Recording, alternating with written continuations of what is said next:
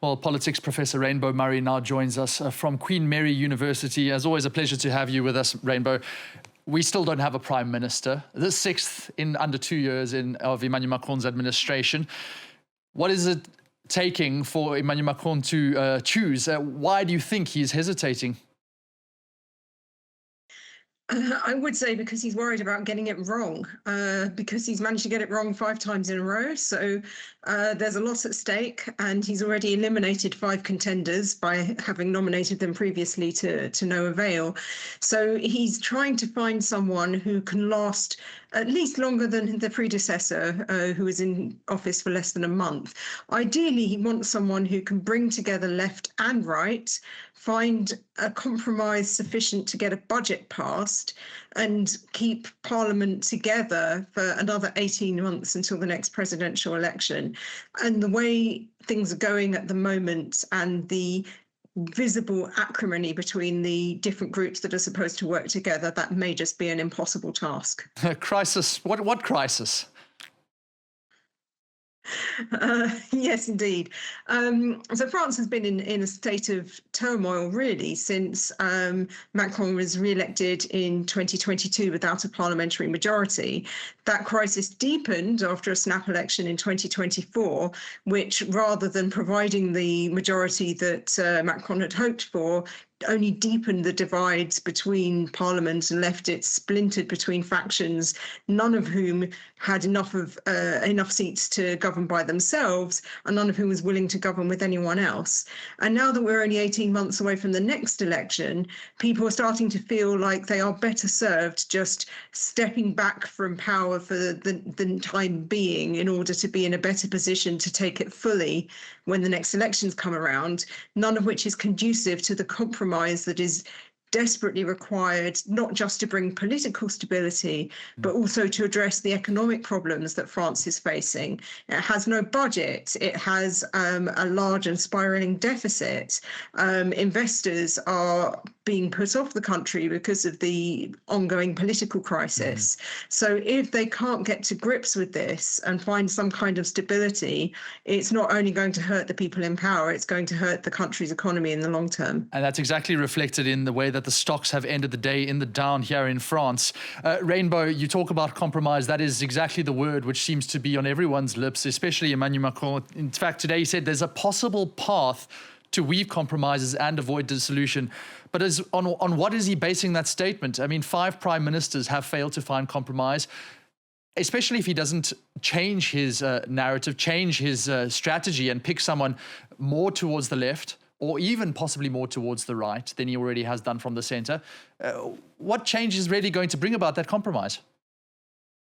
Well, Macron is very, very keen on compromise, especially when it isn't him doing the compromising.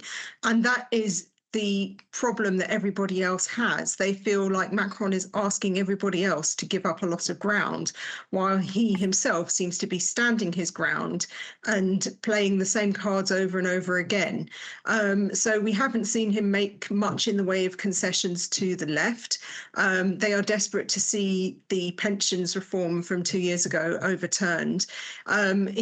He's one of his former prime ministers, the Elizabeth Bourne, who was the prime minister who oversaw that pension reform, hinted earlier this week that there was now room for negotiation, which is the first time there's been any admission of that.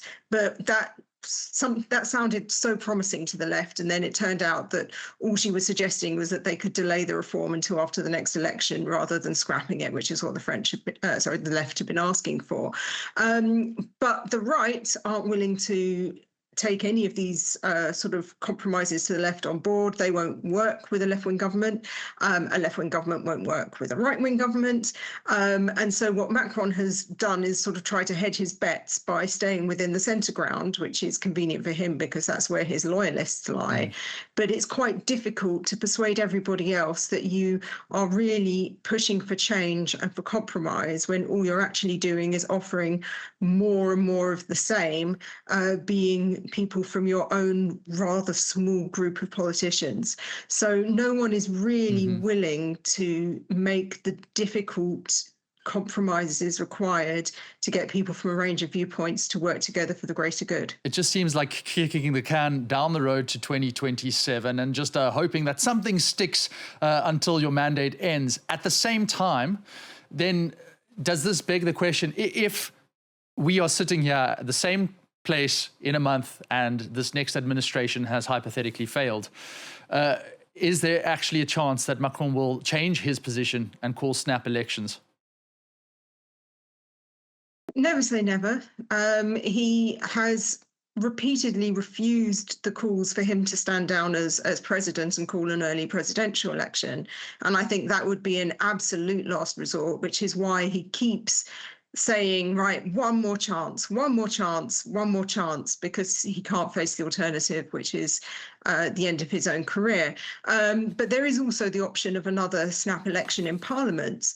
It's not just Macron who doesn't want that. When he talks about common ground between people within Parliament, it's not an ideological common ground that they've managed to reach. The one thing that most people outside the far left and the far right can agree on is that they're not keen on another election because it's not going to help them. That's the bottom line. They don't expect to increase their share of seats as a result of election. The parties who do expect to do well out of an election, and especially the far right, are very keen on having an election. Mm-hmm. They would love to have one tomorrow because they think they'll get more seats. And that's the very reason why we might not see one, because it's unlikely to resolve the crisis and may only deepen it by extending the share of power held by the far right within Parliament. But that then creates an impetus on the remaining parties to find some way to avoid that scenario, because if they can't, then it's going to happen. Oh, what an interesting couple of hours and days we do have here. But it might just amount to nothing. We will see. Rainbow Murray, as always, an absolute pleasure to have you here on France 24.